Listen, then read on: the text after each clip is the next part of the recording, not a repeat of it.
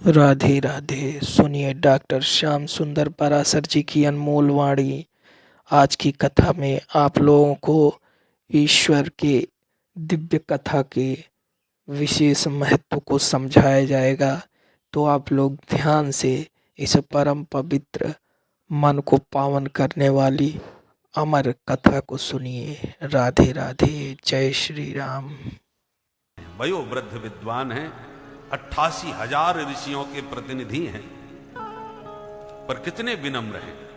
सूत जी को व्यास गद्दी पर बैठाया। उम्र में सूत जी छोटे हैं सौनक जी से, और छोटे के सामने झुकना बड़ा मुश्किल होता है। बड़प्पन का अहंकार रोकता है। पर सूत जी को व्यासपीठ पर बैठाया, प्रणाम किया, सुख रूप में वंदन किया और निवेदन किया। अज्ञान ध्वांत विध्वंस कोटि सूर्य समप्रभ सूताख्या कथा सारम मम कर्ण रसायनम। हे सूत जी महाराज, हम लोगों का अंतःकरण घोर अज्ञान के अंधकार से भरा हुआ है, और आपके पास केवल एक सूर्य में कितना प्रकाश होता है, पर आपके पास तो कोटि सूर्य समप्रभ, करोड़ों सूर्य के समान दिव्य प्रकाश ज्ञान का आपके अंतःकरण में है। उस ज्ञान का प्रकाश, उस ज्ञान की किरण हमारे कर्ण कुहरों में भी डाल दीजिए, ताकि हमारे अंतःकरण का अज्ञान तिमिर ध्वस्त हो जाए। बंदौ गुरुपद कंज कृपा सिंधु नर रूप हर महामोह तम पुंज जासु बचन रवि कर निकर। सदगुरु भगवान कौन है? कृपा सिंधु नर रूप हरि,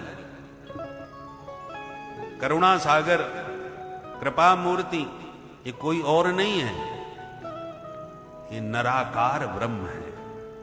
जो निराकार ब्रह्म था, निर्गुण निराकार ब्रह्म था, वही निराकार बन करके नर के आकार में आकर के हमारे बीच में प्रकट होता है, और हम उसे नर समझने की यदि भूल करते हैं तो हम चूक जाते हैं। नर के आकार में आए हुए साक्षात नारायण हैं, इसलिए कहा कृपा सिंधु नर रूप हरि, गुरु साक्षात परब्रह्म, कोई पृथक नहीं है। और जासु बचन, सदगुरुदेव के वचन कैसे होते हैं? रवि कर निकर, रवि की निकर माने किरण। सूर्य भगवान जब अपनी किरण प्रकट करते हैं तो सब अंधकार को ध्वस्त कर देते हैं। मोह की निशा मिट जाती है, भाग जाती है निशा, निशा भी भाग जाती है, अंधकार भी समाप्त हो जाता है। अच्छा, रात्रि भी दो प्रकार की होती है, अमावस की और पूर्णिमा की। पूर्णिमा की रात तो आपने देख ली अभी, चंद्रमा के दिव्य प्रकाश से पूर्णिमा में कुछ तो दिखता है, पर जब अमावस की रात होती है तो अपना हाथ भी नजर नहीं आता। मोह माने रात्रि, मोह निशा, पर मोह निशा है पूर्णिमा की, और महामोह की निशा अमावस की। महामोह तम पुंज, तो महामोह क्यों कहा? बोले अमावस की अंधेरी हमारे भीतर भरी पड़ी है महाराज, थोड़ा भी कुछ समझ में नहीं आ रहा, कुछ नहीं सूझ रहा। चांदनी की रात्रि में तो फिर भी कुछ नजर आ सकता है, पर सरकार हमारे यहां अंतःकरण में तो महामोह का तम पुंज है, तम अंधकार, घना अंधकार, जिसमें कुछ भी स्वपर का ज्ञान नहीं है। परंतु जब आपकी दिव्य वाणी से सूर्य की किरण प्रकट होती है, वाक्सूर्य जब आपका उदय होता है, तो सारे मोह की निशा को मिटा देता है, अंधकार भी ध्वस्त हो जाता है और निशा भी समाप्त हो जाती है। इसलिए अज्ञान ध्वांत विध्वंस कोटि सूर्य समप्रभ। सूर्य भगवान केवल बाहर के अंधकार को दूर करते हैं, और गुरुदेव भगवान की वाणी अनंत जन्मों से जो अज्ञान का अंधकार हमारे भीतर भरा पड़ा है उसको नष्ट भ्रष्ट ध्वस्त कर देती है। श्री सद्गुरुदेव भगवान की जय। इसलिए सूर्य की किरण से भी तीक्ष्ण गुरुदेव की कृपा की किरण होती है।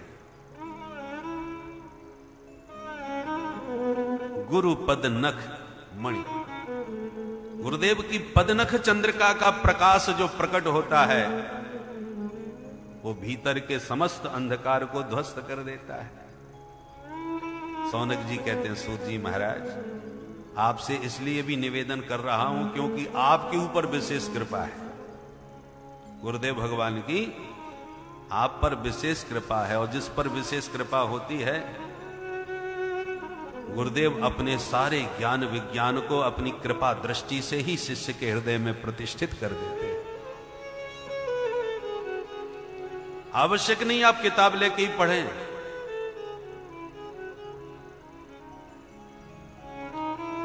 हम तो जब अपने ही नाम राशि गुरु भाई श्री श्याम सुंदर दास जी को जब देखते हैं, बचपन से ही देख रहे हैं, प्रारंभ से देख रहे हैं, और सदा सेवा में ही संलग्न दिखाई पड़ते थे। परंतु जब हमारे पुत्र का जन्म हुआ तो उन्होंने जब हमको बधाई का एक पद बना करके भेजा, पारासर पुत्र प्रिय पाए, और इस प्रकार करके उन्होंने एक पद बनाया और उसमें ऐसी अनुप्रास की छटा कि मुझे वो पद पढ़ करके पता चला कि अरे ये इनके अंदर तो अद्भुत वैदुष्य है। और मैं तो समझता था कि ये सेवा में ही रहते हैं, बचपन से ही रहे हैं तो पढ़े लिखे तो होंगे नहीं। परंतु जब उनका पद पढ़ा और फिर उनका वक्तव्य भी सुना, फिर उनके मुख से दिव्य पदावलियां भी सुनी, गायन, तो मैं सोचता था बार बार उन्हें सुन करके पढ़ करके कि ये पढ़ते कब होंगे भाई। 24 घंटे तो सेवा में रहते हैं और 12 मास यहाँ उत्सवों का आनंद रहता है, हर समय उत्सव है। उत्सवों की पूरे वर्ष भर की लिस्ट पढ़ते थे। तो जो निरंतर उत्सव में आनंद में डूबे रहते हैं, सरकार की सेवा में लगे रहते हैं, वो पढ़ने लिखने का तो समय क्या मिला होगा। परंतु हमको वो सबसे बढ़िया उदाहरण लगते हैं। कब पढ़े हों, कैसे पढ़े हों, ये तो वो जाने, हमको नहीं मालूम। पर हमको तो यही लगता है कि सरकार की सेवा करते करते सरकार ने अपनी कृपा दृष्टि का ही जैसे शक्तिपात कर दिया हो, सब कुछ ज्ञान उनको शास्त्रों का अपने आप ही हो गया। इसलिए आवश्यक नहीं आप गुरुदेव भगवान के पास किताब लेके ही बैठते हो, सेवा से सर्वस्व प्राप्त हो जाता है। जो आप शास्त्रों का गुरुकुल में रह करके अध्ययन करते करते वो तत्व प्राप्त नहीं कर पाएंगे जो सद्गुरुदेव की कृपा कटाक्ष से प्राप्त हो जाता है। क्योंकि शास्त्रों में पढ़ेंगे वो पुस्तकीय ज्ञान होगा, और गुरुदेव जो उपदेश देते हैं वो अनुभव गम्य ज्ञान होता है। उसको विज्ञान कहे, अनुभव गम्य ज्ञान का ही नाम विज्ञान है। शास्त्रों से ज्ञान प्राप्त होगा, गुरुदेव से विज्ञान प्राप्त होगा। यद विज्ञान समन्वितम। इसलिए सौनक जी कहते हैं, चिंतामणिर लोक सुखम सुरद्रुः स्वर्ग संपदम प्रयक्षति गुरु प्रीतो वैकुंठम योगी दुर्लभम।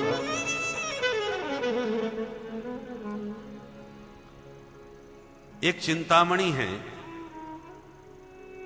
उस मणि में ऐसा चमत्कार है कि उस मणि को सामने रख करके आप संसार की जिस वस्तु का चिंतन करोगे वही वस्तु आपके सामने प्रकट हो जाएगी। संसार की कोई भी वस्तु जो मांगो देती है।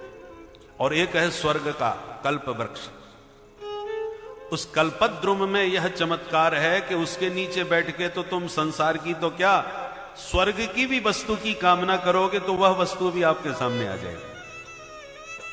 मृत्युलोक से अधिक स्वर्ग के दिव्य भोग होते हैं। तो चिंतामणि तो संसार की वस्तु, मृत्युलोक की वस्तु देने में सक्षम है, पर कल्प वृक्ष तो स्वर्ग की संपत्ति ला करके भी दे सकता है। चिंतामणिर लोक सुखम सुरद्रुह स्वर्ग संपदम। परंतु यदि आप कल्प वृक्ष और चिंतामणि से ये मांगे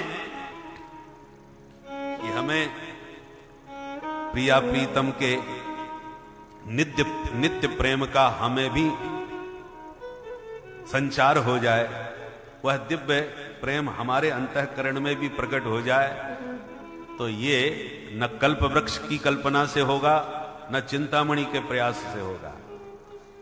चिंतामणि कल्प वृक्ष लौकिक भौतिक प्राकृत वस्तुओं के प्रदाता हैं, पर सदगुरुदेव भगवान की कृपामयी छत्र छाया में बैठ करके मांगो तो लौकिक तो मिलेगा ही मिलेगा, अलौकिक अभौतिक अप्राकृत जो दिव्याति दिव्य वस्तु है वह ब्रह्म ज्ञान भी अपनी कृपा दृष्टि से गुरुदेव प्रदान कर सकते हैं। इसलिए गुरु कृपा लौकिक ही नहीं अलौकिक वस्तु में देने में भी सक्षम होती है। अतः हे सूत जी महाराज,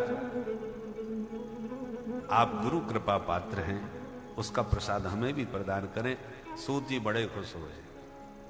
महात्माओं, तुम्हारे मन में इतनी श्रद्धा और प्रीति मेरे प्रति है तो सर्व सिद्धांत निष्पन्नम संसार भय नाशनम, सारे शास्त्रों का जो सार सर्वस्व है, संसार के भय को मिटाने वाला है, वह परम दिव्य रस में तुम्हें प्रदान करने जा रहा हूं।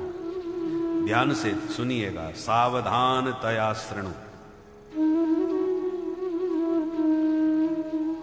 देखो, इसका नाम संसार है।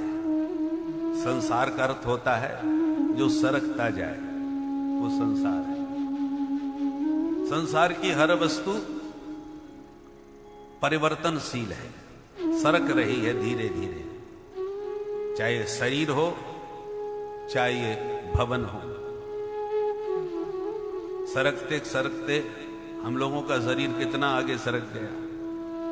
पहले हम बच्चे थे, बचपना सरक गया, जवान हुए, जवानी सरक गई, बुढ़ापा आया, धीरे धीरे बुढ़ापा भी सरक जाएगा और एक दिन पता चलेगा वो कहां चले गए। बोले वो तो सरक गए, चले गए। शरीर भी सरक रहा है, ऐसे ही ये भवन आदि, कितना भी आप जोरदार भवन निर्माण करो, कितने साल का हो गया, बोले इतने साल का ये इस बिल्डिंग को हो गए, अब धीरे धीरे सरक रही है। तो संसार में आप चारों ओर दृष्टि डाल करके बताइए ऐसी कौन सी वस्तु है जो न सरक रही हो। इसलिए इसका नाम संसार है। संसरति इति संसार, जो सरकता जा रहा है। यहां पर कुछ भी परमानेंट नहीं है, सब सरकने वाला है। काल ब्याल मुखग्रास त्रास निर्णास हेतवे श्रीमद्भागवतं शास्त्रम कलौ कीरेण भासितम। इस काल रूपी व्याल के मुख में हम सब ग्रास बने बैठे हैं। उस भय को, काल के भय को मिटाने के लिए श्रीमद्भागवत शास्त्र का प्रादुर्भाव हुआ है। इसको शास्त्र कहा है, भागवत, श्रीमद्भागवतम शास्त्रम। शास्त्र का अर्थ क्या है? शासनात् त्रायते, जो शासन करे उसका नाम शास्त्र। शास्त्र हम पर शासन करता है। ऋषियों ने शास्त्रों के माध्यम से हम पर अनुशासन किया है। सत्यम वद, धर्मम चर, मातृदेवो भव, ये सब शास्त्रों के अनुशासन है। और श्रीमद् भागवत का शुभारंभ तो ब्रह्म सूत्र से हुआ है। जन्माद्यस्य यतः, वैदिक सूत्र है, और इसी से श्रीमद् भागवत का शुभारंभ हुआ है। इसलिए भागवत वेदों का भाष्य है। दिव्य शास्त्र है। श्रीमद्भागवतम शास्त्रम। प्रश्न है, शास्त्र कोई डंडा लेके तो अनुशासन करेंगे नहीं, वहां क्यों गए थे, ऐसा क्यों किया था। शास्त्र मारते पीटते नहीं, वो तो आदेश देते हैं। और यदि हमने उनकी आज्ञा नहीं मानी तो क्या हो जाए, क्या नुकसान होगा, और मानेंगे तो फायदा क्या होगा। आजकल बिना फायदे के कोई काम नहीं करता। तो प्रश्न उठता है, शास्त्रों की बात हम क्यों माने, फायदा क्या है इससे। बोले फायदा यह है कि शासनात् त्रायते। यदि आप इनके अनुशासन में अनुशासित होकर के चलेंगे तो तुम्हारा त्राण कर देंगे, माने कल्याण कर देंगे। तो अब यदि आपको अपना कल्याण करना हो, ये पुनरपि जननम पुनरपि मरणम की भव व्याधि को मिटाना हो, इस भयंकर भवरोग से छुटकारा पाना हो, तो शास्त्र की औषधि का सेवन कीजिए।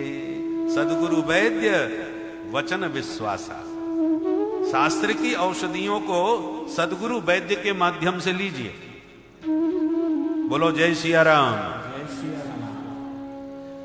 देखो मेडिकल में जाकर के आप देखिए, दवाइयां भरी पड़ी। अब आपको बीमारी कोई हो गई, आप सीधे जाकर के कोई भी दवा उठाई और खा ली, और फिर कहेंगे साहब हम तो ठीक ही नहीं हो रहे, बल्कि बीमारी और बढ़ रही है हमारी। तो क्या लिया था आपने? बोले दवा ली थी साहब। कहां से ली? बोले मेडिकल से ली। कौन सी ली? बोले ये तो पता नहीं था महाराज, हमको तो बीमारी लगी, परेशानी हुई तो हमने तो सीधी दवा ली। अरे भाई दवा तो ली, पर अपने मनमुखी ढंग से दवा लेके तुम और खतरे में पड़ जाओगे। किसी डॉक्टर से पहले पर्चा लिखाओ, डॉक्टर जो कहे वो दवा खाओ, तब ठीक होगी। तो शास्त्रों में दिव्याति दिव्य औषधियां हैं, संतों के वचनों की औषधि। शास्त्र वचन औषधि है, परंतु सद्गुरु वैद्य के मार्गदर्शन में लोगे तभी ये दवा काम ठीक से करेगी। वेद पुराण उदधि घन साधु। वेद शास्त्र तो समुद्र है। अब आप प्यासे हैं, पानी के लिए भटक रहे हैं, अचानक समुद्र पर दृष्टि पड़ी, अरे ये तो समुद्र तट है, तो अब पानी की क्या कमी भाई, चलो पानी पिएंगे, चकाचक नहाएंगे धोएंगे। समुद्र में डायरेक्ट यदि आप चले गए पानी पीने के लिए तो प्यास बुझाना तो दूर रहा, आचमन करना भारी पड़ जाएगा।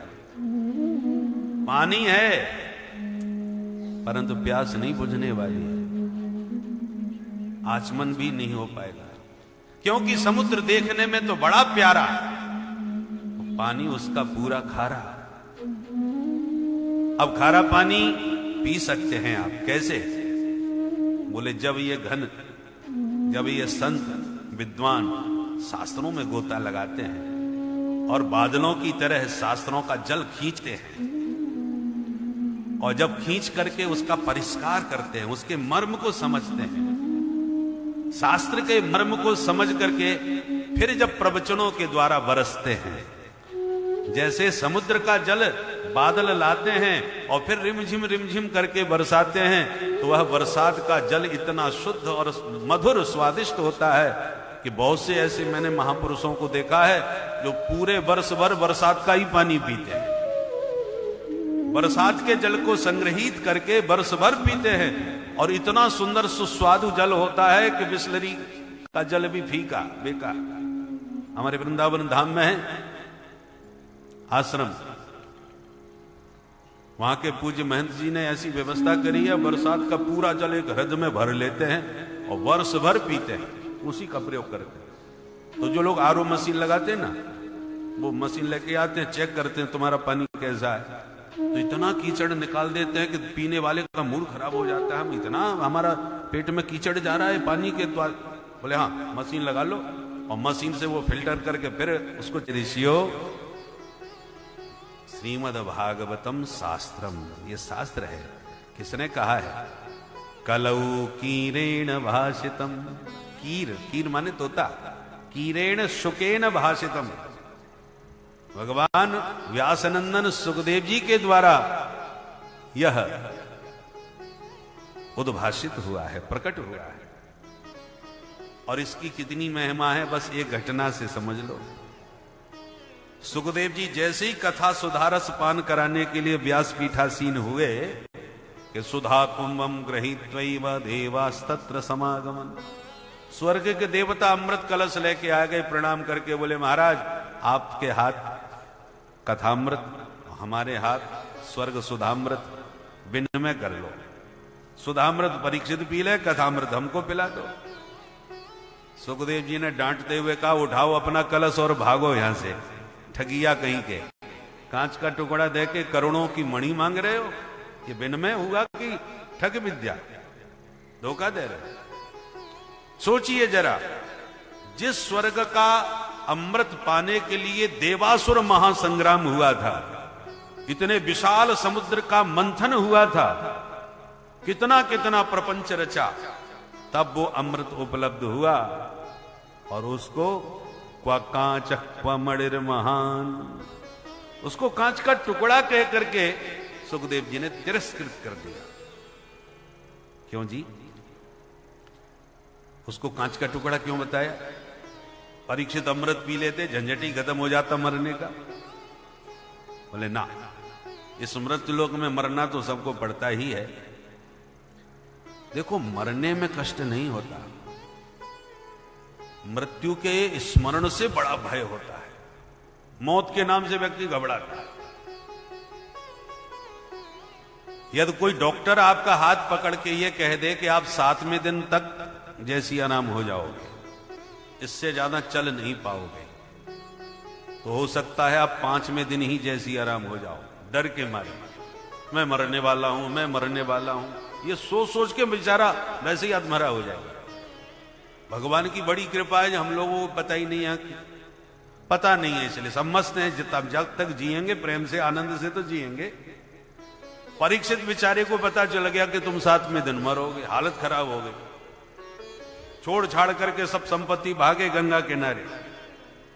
मरने का भय बहुत खतरनाक होता है, इसलिए ये कभी चक्कर में नहीं पड़ना चाहिए कि हम कब मरेंगे। अरे मरने की जल्दी क्या है भाई, जब तक जीना है मस्ती के साथ जियो, आनंद के साथ जियो। जाई भी दे राखे राम ताई भी दे रही। जैसे देखो मृत्यु की प्रतीक्षा कैसे करनी चाहिए। जैसे बड़ा अधिकारी ऑफिस में अंदर बैठा है और उसका सेवक चपरासी बाहर खड़ा है।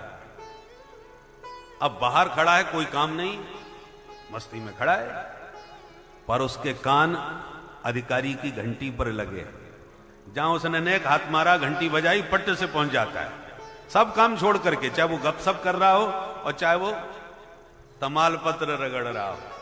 अब खड़े खड़े कुछ ना कुछ ऐसे करते रहते हैं, परंतु जहां घंटी बजी एकदम सब, चाहे जितना उसने रगड़ रखी हो, 1 मिनट फेंक करके भागेगा, सब काम छोड़ के भागेगा।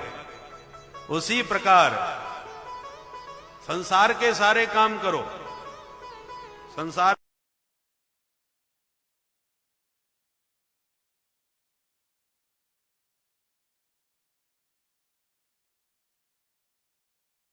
क्षण सर्वस्व त्याग करके तुरंत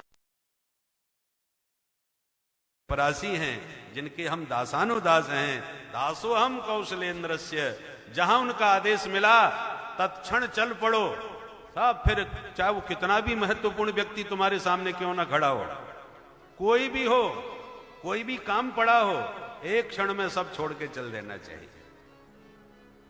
चाहे वो भीतर बुलावें, चाहे वो बाहर खड़ा कर दें। वो जो भाई दास वही है जो मालिक की आज्ञा में चले। सेवक सोई जो करे सेवकाई। सेवक को तो स्वामी की आज्ञा में चलना चाहिए। एक बार पूज्य बक्सर वाले महाराज, जो सर्वत्र मामा जी के नाम से जाने जाते, तो अस्वस्थ हुए, कोसी में थे, ब्रज में। हमें पता चला तो पहुंचे, प्रणाम किए, तो सर महाराज ने बहुत सारे अपने ग्रंथ भेंट किए और फिर शारीरिक स्थितियां बतलाई कि अब इस समय शरीर बड़ा नाजुक हो गया है, ये समस्या वो समस्या पूरे शरीर की। हमसे कहा कि देखो हम गीता वाटिका में जाते हैं कथा कहने के लिए, इस बार हम नहीं जा पाएंगे, तुम्हें सेवा देनी है। लेकिन जो आज्ञा सरकार। पर मैंने फिर निवेदन किया, हमने कहा महाराज श्री, जब शरीर में इतनी स्थिति आपकी दयनीय है, अवस्था भी आपकी पर्याप्त हो चुकी है, तो इतनी भागा दौड़ी आप क्यों करते हैं? हम तो आपसे प्रार्थना करेंगे कि आप क्षेत्र संन्यास ले लीजिए, क्योंकि ये जब तक आप क्षेत्र संन्यास नहीं लेंगे लोग आपको पकड़ के ले ही जाएंगे, और जब आप संकल्प ले लेंगे हम ब्रज के बाहर जाते ही नहीं, तो सारी समस्या अपने आप खत्म हो जाएंगी। कोई दुराग्रह ही नहीं करेगा, जिसको मिलना होगा आकर के आपका यही दर्शन करेगा। अवस्था के अनुसार अब आपको भागा दौड़ी करना बंद कर देना चाहिए, और यहां यदि आप ब्रज में ही रहेंगे तो अधिक से अधिक लोग यहीं आकर के आपसे लाभान्वित होते रहेंगे। और विशेषकर हमारा भी स्वार्थ छिपा था कि यहीं रहेंगे तो हम सदा आते जाते मिलते जुलते रहेंगे। तो जब हमने प्रार्थना करी, निवेदन किया, तो पूज्य बक्सर वाले महाराज ने एक ही बात कही कि देखो हम स्वामी नहीं, हम दास हैं, और दास कभी कोई अपना संकल्प नहीं लेता, वो तो आचार्यों के, गुरुजनों के संकल्प से चलता है। अब अमुक गुरुदेव ने हमें वहां पर मुरैना में जो पटिया वाले बाबा हैं, उनका आदेश मिला है कि हमें वहां उत्सव मनाना है, और फिर उन्होंने जो लिस्ट पूरे वर्ष भर की सुनाई, इस स्थिति में हमको वहां जाना होता है, इस स्थिति में हमने उनको वचन दिया है, पूरी लिस्ट सुना करके बताइए। और फिर मेरे से पूछा तुम बताओ हम किसकी अवज्ञा करें? इन सब हमारे गुरुजन हैं, हमारे आचार्य हैं, इन आचार्यों की आज्ञा में हम बंधे हो गए, हम इनके दास हैं। तो स्वामी यदि निर्णय लें, वो कह दें कि भाई मत जाओ, तो हम नहीं जाएंगे। परंतु उन्होंने आदेश दिया है कि तुम्हें यहां सेवा करनी है, तो दास उनकी आज्ञा की अवज्ञा कैसे कर सकता है? इसलिए अब जब तक ये शरीर है, जीवन है, तब तक आचार्यों की वाणी का जितना संभव हो सकेगा, शरीर चलेगा तो उनकी सेवा आज्ञा का पूरा पालन करने का प्रयास करूंगा। दास कहना बहुत सरल है, दास बनना बहुत कठिन है। ऐसी दासता जीवन में आवे तो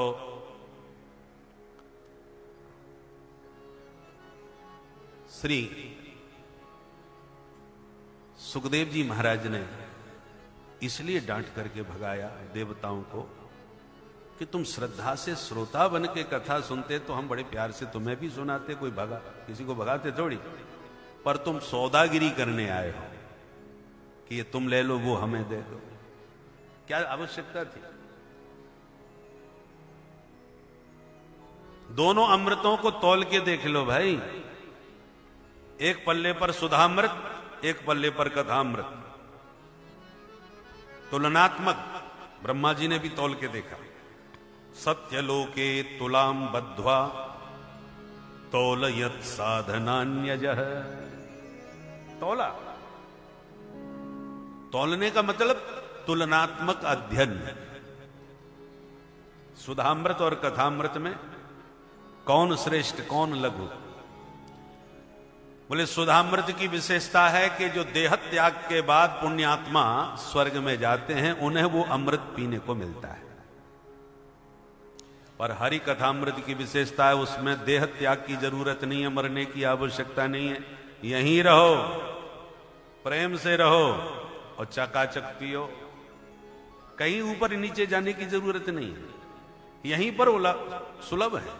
दूसरी बात, उस स्वर्ग के सुधामृत में केवल पुण्यात्माओं का ही अधिकार है, पापात्माओं का नहीं है। पर इस हरि कथामृत में पुण्यात्मा पापात्मा जो चाहो सो आओ, धुंधकारी जैसे प्रेतात्माओं का भी अधिकार है, वो भी इस अमृत को पी करके समस्त प्रेत योनि की बाधाओं से विनिर्मुक्त होकर के हरिधाम के अधिकारी बन जाते हैं। तो स्वर्ग सुधामृत में थोड़ा पक्षपात है, हरि कथामृत निष्पक्ष है, सबके लिए समभाव से सबका कल्याण करता है। सर्वे भवन्तु सुखिनः के भाव से भरा है हरि कथामृत। दूसरी विशेषता, स्वर्ग में जब देवता जाते हैं तो उन्हें एक माला जाते ही पहना दी जाती है। जैसे बड़े बड़े 5 स्टार होटल होते हैं ना, जैसे ही प्रवेश करो तो बड़ा जोरदार स्वागत होता है माला पहना करके, कि यात्री बस घुसते ही गदगद हो जाए। वो अपने को वीआईपी समझने लगता है, उसका मस्तिष्क सोचने का बदल जाता है। तो इस तरीके से उसकी अगवानी करते हैं। तो ऐसी वो बिल्कुल होटल से कम थोड़ी है स्वर्ग। जैसे ही आप पहुंचे तुरंत पुष्पहारों से स्वागत होता है। पर वो पुष्पहार केवल स्वागत के लिए ही नहीं होते, उसमें चमत्कार होता है। क्या? वो हमेशा धारण करके रखा जाता है। और उसकी विशेषता यह है कि जब तक आपके पुण्य रहेंगे वो माला हरी भरी चमकती रहेगी, और ज्यों ज्यों पुण्य नष्ट होते जाएंगे, क्षीण होते जाएंगे, त्यों तो माला भी सूखती जाएगी। और जहां पूरी तरह माला सूख गई तो माला कोई नहीं फेंकते, आपको ही उठा के फेंक देते। क्षीणे पुण्य मर्त्यलोकम विशंति, माला भी गई और आप भी गए। ये तो होटल जैसा सिस्टम हुआ कि नहीं? जेब गर्म है आनंद से रहो, जेब खाली तो निकलो बाहर। यह है स्वर्ग की विशेषता, स्वर्ग सुधामृत की। पर हरि कथामृत में कोई झंझट नहीं है। प्रेम से आओ, प्रेम से विराजो, प्रेम से इस रस का पान करो, और ज्यों ज्यों इस रस को पीते जाओगे त्यों तो आपका दिव्य प्रेम बढ़ता जाएगा, उत्साह उमंग आपकी भरती जाएगी, हैं?